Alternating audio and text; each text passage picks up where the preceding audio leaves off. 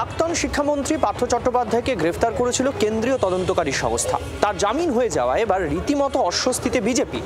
এদিকে শাসক দলের বহিষ্কৃত এই নেতাকে নিয়ে সাবধানী তৃণমূল কংগ্রেসও, যদিও কেন্দ্রীয় এজেন্সিকে কাঠগড়ায় তুলেছে বাম কংগ্রেস।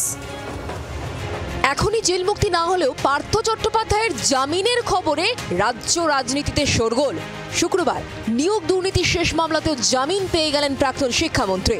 শর্ত সাপেক্ষে তার জামিন মঞ্জুর করল কলকাতা হাইকোর্ট।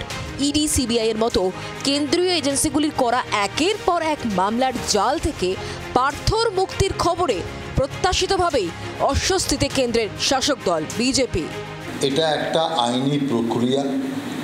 যখন তদন্তকারীদের তদন্ত শেষ হয়ে যায়, সাক্ষী এবং তদন্তে প্রভাব সৃষ্টি করতে পারে না অপরাধী, সেই সময়তেই জামিন দেওয়া হয়। কাউকে তো মামলার নামে আজীবন তো বন্দি রাখা যায় না। বেল একটা স্বাভাবিক ইস্যু।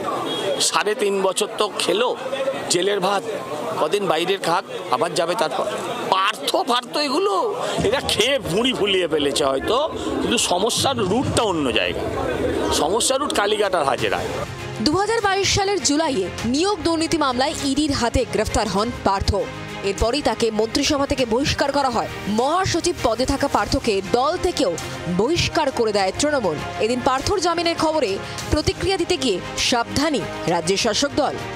আমার প্রেডিসেসর নিয়ে বা তার মামলা বা জামিন ইত্যাদি নিয়ে আমি কোনো মন্তব্য করব না। হ্যাঁ, আমি তার নিরোগ, তিনি থাকুন, সুস্থ থাকুন, আমি এইটুকু বলবো। যে কোনো ব্যক্তি গ্রেফতার হয়েছেন এবং তার তরফে জামিনের আবেদন করা হয়েছে, আইনেই আছে কখনো জামিনের আবেদন আদালত মান্যতা দেননি, কখনো জামিনের আবেদন মঞ্জুর করেছেন। ফলে এটা নিয়ে কোনো রাজনৈতিক মন্তব্যের তো কোনো অবকাশই নেই।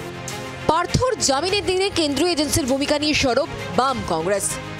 বাংলার বলুন, আমাদের দেশের বলুন, দুর্ভাগ্য এটা, চোরদের হয় মুক্তি,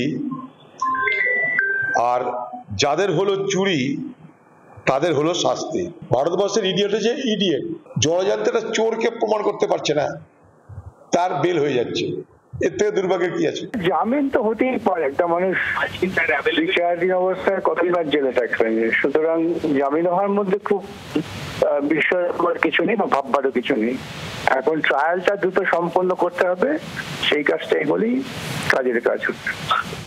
সব মিলিয়ে পুজোর মাঝে জামিন পেয়েও কোনো পক্ষের মুখে হাসি ফোটাতে পারলেন না পার্থ চট্টোপাধ্যায়।